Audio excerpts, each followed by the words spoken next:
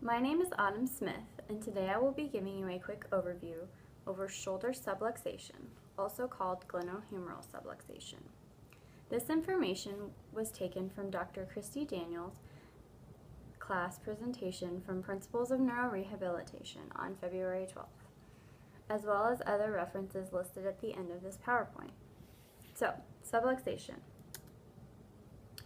Subluxation occurs when there are changes in the mechanical integrity of the glenohumeral joint, causing a palpable gap between the acromion process and the head of the humerus. So as you can see in this picture, there's a gap between the head of the humerus and the acromion process. Let's take another look. So here again, there's this gap between the head of the humerus and the acromion process. And here's a picture of the normal gap in the shoulder. These are x-rayed pictures, and as you can see, there isn't a lot of space right here, okay? Next, we are going to talk about some causes of shoulder subluxation. So poor trunk, neck, spine, and pelvic alignment could be one. Also, loss of ligamentous support. Muscle strength imbalance, so you could have really strong muscles on one side and really weak on another, causing that imbalance, or there could just be weak musculature strength all around.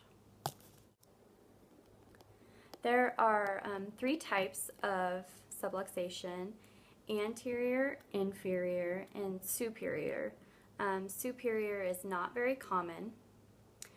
For each type, we will discuss trunk alignment, scapula alignment, humeral alignment, distal extremity alignment, which includes the wrist and the elbow, as well as movement available.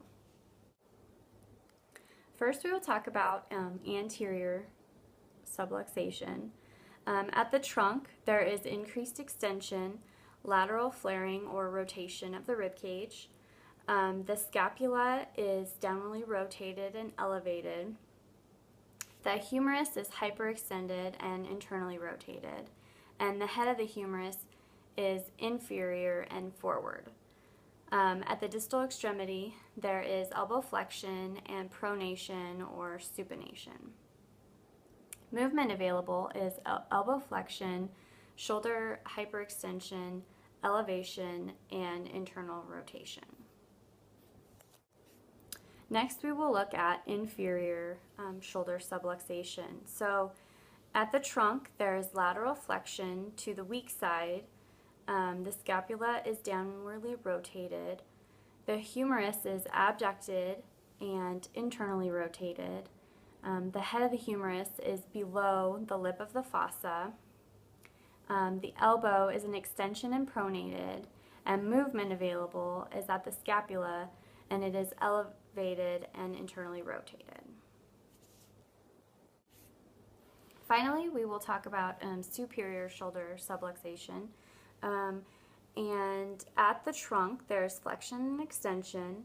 The scapula is elevated and abducted. The humerus is internally rotated and abducted. The head of the humerus is under the coracoid process of the scapula, and the wrist is flexed and supinated. Movement available is shoulder abduction, elevation, and internal rotation. There is flexion also at the wrist and the elbow. Next, we will talk about treatments. Treatments include, for the anterior shoulder subluxation, restoration of the trunk alignment. You want to strengthen the humerus and external rotation. Practice depression and upward rotation of the scapula.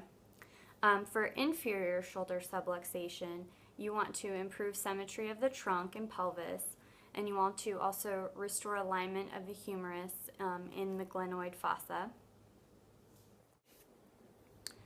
Finally, we're going to look at how to measure and measurement of subluxation. There was a study that compared the reliability and validity of three ways to measure shoulder subluxation. So Hall, Dungeon, Guthrie, I looked at 3 ways. One was palpation, which is feeling, just feeling how far apart the shoulder was subluxed, and tape measure to see the arm length discrepancy between the normal arm and the subluxed arm, and using a thermoplastic jig. They used a scale from 0 to 5, and 5 was a measurement of 2.5 finger widths of subluxation. So there's another scale that we talked about in class. They use a 3-point scale, and 0 is no subluxation, 1 is minimal, and 2 is substantial. So finally, here are my references. Thank you for listening while I completed a brief overview of subluxation, the types of subluxation, treatments, and measurements.